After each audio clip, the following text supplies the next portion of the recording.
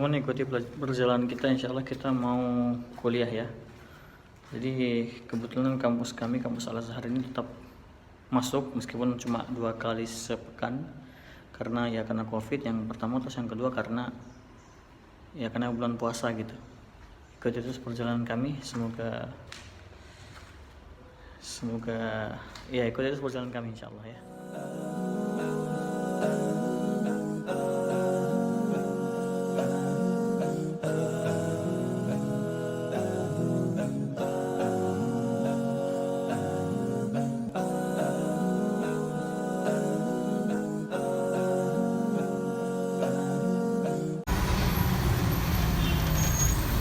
Yang depan nggak ada ya? Hah? Yang depan nggak ada, biasanya ada. Kayaknya ada yang luar.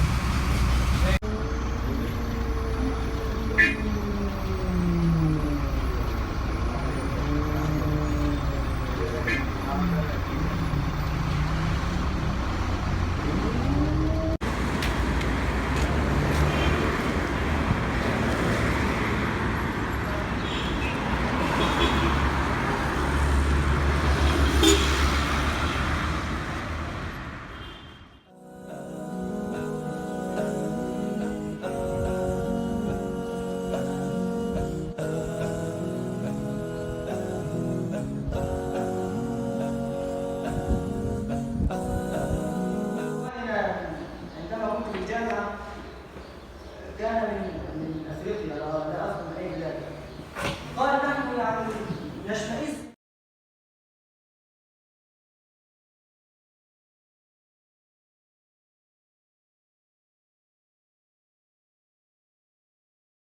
Oke teman-teman, kita tadi barusan sudah selesai kuliahnya ya. Alhamdulillah. Di sini insya Allah kita mau nyari buku dulu. Oke teman-teman, tadi kita alhamdulillah barusan selesai sholat duhur, tadi juga barusan selesai kuliah ya. Ya alhamdulillah, meskipun puasa tidak menghalangi kita untuk selalu ya menjalankan aktivitas dengan penuh semangat gitu ya. Kalau boleh berbagi terkait apa yang sudah kita dapatkan di antara faedah dari kuliah hari ini ya. Jadi tadi itu pelajarannya maddahnya itu, matkulnya ya, matkulnya itu adalah manhajul mufassirin sama tafsir tahlili. Kalau tafsir tahlili itu kebetulan kita di sini pakainya kitab tafsir Al-Kasyaf. Kitab tafsirnya Zamakhsyari. Ya tadi doktor ya, Pak dosen membahas tentang ayat dari surat An-Nur ayat 30 yang berbunyi a'udzubillahi minasyaitonirrajim qul lil mu'minina yaghuddu min absarihim wa yahfazu furujahum. Nah, teman-teman sekalian, yang sebagaimana kita tahu bahwasannya Zamakhsyari ya rahimahullah itu tafsirnya terkenal dengan kelebihannya itu di sisi bahasanya gitu, di sisi bahasanya. Nah, tadi ketika Bapak dosen ataupun Pak dokter membahas tentang ayat ini ya, qul lil mu'minina yaghuddu min absarihim gitu kan. Katakanlah kepada orang-orang mukmin agar menundukkan pandangan ya. Di situ ada huruf harfum min ya. Ada kata-kata min. Qul lil mu'minina yaghuddu min absarihim. Nah, min di ayat ini ya. Min di ayat ini menurut Zamakhsyari itu artinya adalah sebagian, litab'id ya. Litab'id itu artinya sebagian. Jadi artinya kita diperintahkan untuk menundukkan pandangan itu enggak seluruh pandangan. Jadi kita enggak terus-terusan menundukkan pandangan gitu kan, tetapi kita menundukkan pandangan dari yang haram gitu maksudnya. Nah, tetapi pendapat ini ditolak oleh Sibawayh ya. Sebagaimana kita tahu Sibawayh juga ahli bahasa ya, meskipun beliau bukan orang Arab, tapi keilmuan beliau dan kealiman beliau terhadap bahasa itu diakui begitu. Nah, kenapa ditolak sama Sibawayh?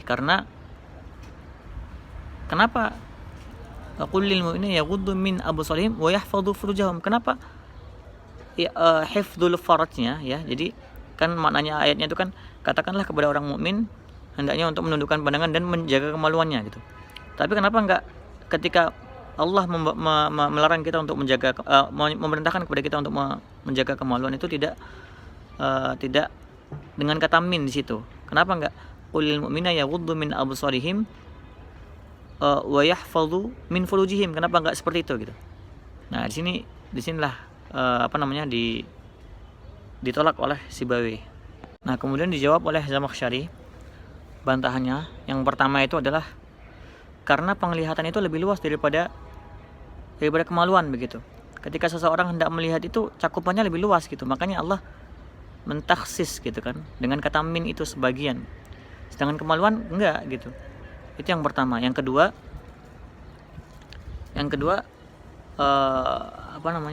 penglihatan itu ketika kita akan melihat itu kan kita tidak membutuhkan mukadimah gitu. Tetapi kemaluan ketika orang hendak berzina atau hendak berhubungan gitu kan, itu kan mereka ada mukadimah terlebih dahulu, ada pendahuluan ya yang tidak perlu disebutkan gitu. Itu yang kedua. Kemudian yang ketiga, karena al-aslu fin nazar al-ibahah gitu kan. Jadi hukum asal melihat itu adalah mubah ya kan. Illa ya, kecuali kalau ada dalil yang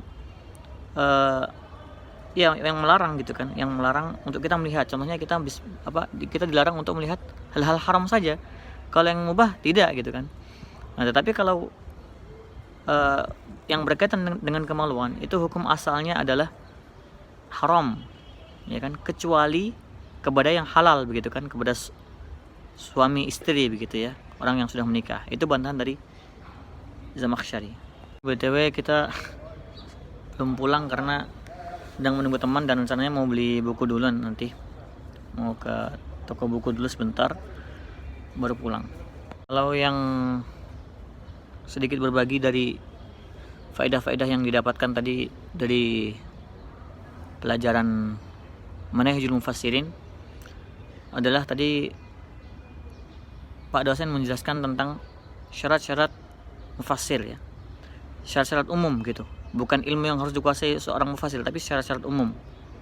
Yang pertama adalah sihhatul i'tiqad, dan dia harus berakidah yang lurus gitu, karena kalau dia berakidah yang tidak benar gitu kan, seperti firqah-firqah yang sesat ya, yang bid'ah, Syiah, Khawarij, Jabariyah gitu kan, karena itu nanti mempengaruhi tafsirnya begitu. Nah, karena firqah-firqah sesat ini ya, mereka sudah terbukti ketika menafsirkan suatu ayat, mereka menafsirkannya dengan tafsiran yang mendukung pendapat mereka gitu dalam kesesatannya. Jadi begitu. Itulah kenapa harus syarat pertama menjadi seorang mufassir itu adalah sihhatul i'tiqad, yaitu berakidah yang lurus atau berakidah yang benar, ahlus sunnah wal jamaah. Aldi, kaifa haluk? Alhamdulillah. Berapa nih? Ini lagi buat vlog. Oke. Mau masuk vlog nggak, Aldi? Mau dong. Coba omongan sesuatu. Mungkin bisa berbagi tadi faedah apa yang bosan didapat dari. Faedahnya banyak sekali sampai saya lupa apa yang mau disebutkan ya. Rais, bisa menyebutkan salah satu faedah yang didapatkan tadi dari kampus? Faedahnya Satu aja. saya ngerasa saya belum belajar apa-apa. Ya Allah, tawaduk sekali orangnya. Enggak, tadi gurunya gitu banget sih. Insyaallah. Darul Wafa. Oh, ini taufiqiyah di sini ya? Ada 3 itu. Oh iya ya. Beda atau sama atau cabang-cabang?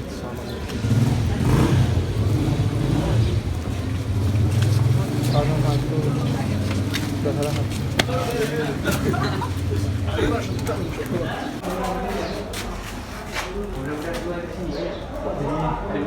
Buat ini badan juga. Assalamualaikum. Waalaikumsalam. كيف حالك؟ الحمد لله. ماذا تبحث؟ أريد الكتاب. أي كتاب؟ Mana pedagangnya ini? Masya Allah.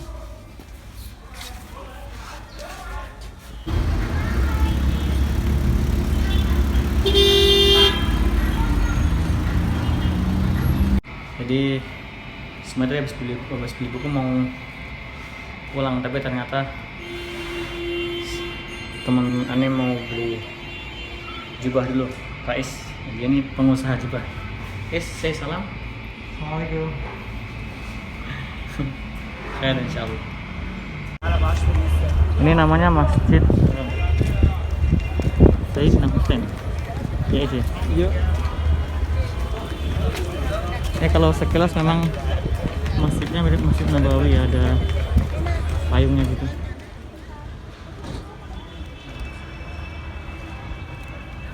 Oke teman-teman, ini namanya daerah Khan Khalili. Khan Khalili ini emang daerah wisata ya. Jadi di sini banyak jual pernak-pernik oleh-oleh gitu lah. Kalau di Jogja tuh kayak di mana, Is? Malioboro.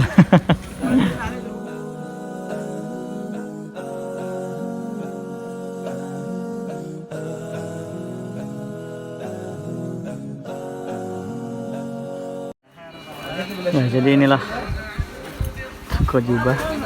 Ini tempat grosirannya ini. Rais ini kalau kulakan di sini.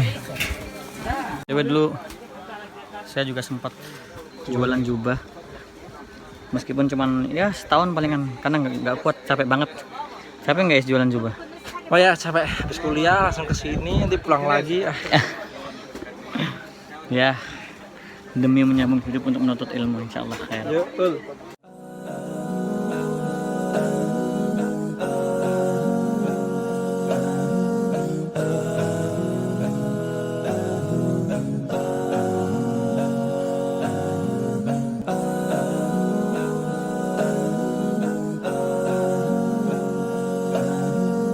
Itulah teman-teman, perjalanan kita hari ini memang lelah sih, berjuang di jalan Allah itu.